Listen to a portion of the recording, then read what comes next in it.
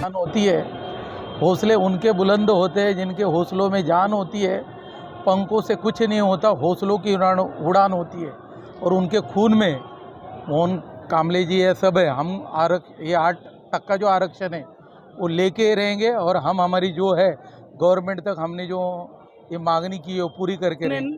कुछ कार्रवाई नहीं की तो ऐसे ही हम दिल्ली में जंतर मंतर जाके मोहन राव कामले के मार्गदर्शन पे वहाँ जाके हम धरना देंगे। लेकिन हमारी जो मांगे है आरटी की स्थापना, 8% आरक्षण और जो जात न्याय गणना, यह हमारी जो मांगे है हम किसी भी हालत में सरकार से लेके रहेंगे। बिल्कुल सही कहा हमारे साथी सकड़ साहब ने, क्योंकि पिछले 9 दिन से हम लोग यहाँ पे धरने पे बैठे हैं। 18 तारीख से लेके माननीय मोहन राव जी कामले के सामने नेतृत्व में हम लोग यहाँ पे धरने के लिए बैठे। हमारी सरकार से 3 ही मांगी थी। पहला तो जात न्याय जनगणना होनी चाहिए, दूसरा भारतीय की जगह पे आरटी होना चाहिए और तीसरा जो महाराष्ट्र में जो मातक समाज है उसको 8% आरक्षण चाहिए, क्योंकि कुल मिला के 13% आरक्षण ऐसे शेड्यूल कास्ट को दिया गया है। वहाँ से बोले जाए तो महाराष्ट्र में कुल मिला के हमारे हिस्ट्री में 59 कास्ट है, उसमें से 3 जो प्रमुख जाति है उसमें बौद्ध मतलब महार मांग सांबार ये इंक्लूड होते हैं। जब भी हम लोग कहाँ पे भी जाते हैं, हमारा जो कलेक्टर ऑफिस हो, तहसीलदार ऑफिस हो या शैक्षणिक हो या कोई नौकरी, जहाँ पे हम लोग जाते हैं कि हमारे बच्चे लोग को कहाँ पे पढ़ाई के लिए या एजुकेशन फीस के लिए चाहिए या स्कॉलरशिप चाहिए या नौकरी में बढ़ोतरी चाहिए कुछ यहाँ पे, तो हमको बोला जाता है कि भाई तुम्हारा तो कोटा फिल हो गया। हम पूछ जाते हैं भाई ऐसा क्यों, तो बोला जाता है कि भाई तुम्हारा 13% आरक्षण फुल है। तो हमारे में से कोई ऐसा बोला नहीं कि भाई हमारे समाज का कोई लड़का लड़की बोली नहीं कि भाई मेरे को आरक्षण जब जॉब लगा है, मेरे को एजुकेशन फीस मिला है या मैं विदेश में पढ़ाई के लिए स्कॉलरशिप मिला है। क्योंकि इसका मतलब यही है कि 13% आरक्षण में जो 59 जाति है उसमें जो अलग जाति में वो बांटा जाता है। और हम लोग जहाँ पे किसी का नाम नहीं दूंगा, क्योंकि 13% आरक्षण दिया है, तो हम लोग ये बोलते हैं कि हम लोग किसी का झगड़ा नहीं करेंगे। हम लोग किसी को बात सीधा बात करके बोल रहे हैं कि हमको हमारा एसटी शेड्यूल क्लास में महाराष्ट्र में 2 नंबर का समाज है और वो समाज के हिसाब से हमारे में उपजातियाँ 9 है, उप जाति बोला जाए वो 9 है।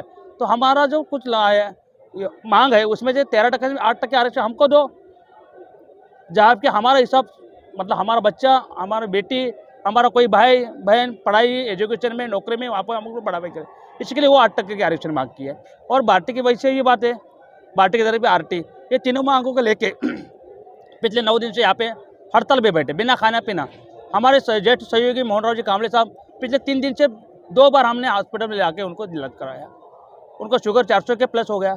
फिर भी कोई गवर्नमेंट का, महाराष्ट्र का गवर्नमेंट का कोई भी पदाधिकारी, मतलब जो प्रशासन छोड़ के जिससे हम उम्मीद कर रहे हैं सीएम, डिप्टी सीएम या उस खाते का मंत्री, वो यहाँ पे कोई आके मिला नहीं।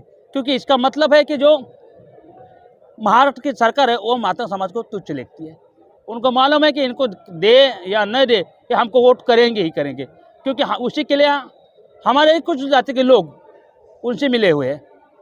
तो इसीलिए हमारे में इसी आपके जरिए हम हमारे पूरे माता समाज को ये आह्वान करूंगा कि भाई ये सब जगह पे जो हो रहा है इसको जब करना है तो मनोज जरांगे का इतिहास देखो।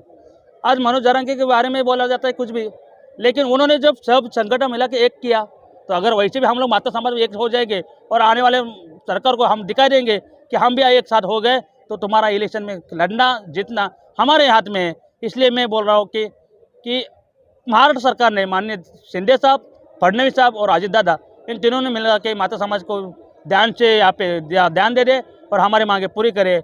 नहीं तो हम लोग जैसे सकड़ साहब बोले कि आने वाले दिन के पीएम के सामने हम जंतर मंतर भी आंदोलन करने में पीछे नहीं हटेंगे। अण्णाभाऊ साठेंचा विजय असो, अण्णाभाऊ साठेंचा विजय असो, क्रांतीवीर लहुजी साळवेंचा विजय असो, क्रांतीवीर लहुजी साळवेंचा विजय असो, डॉक्टर बाबासाहेब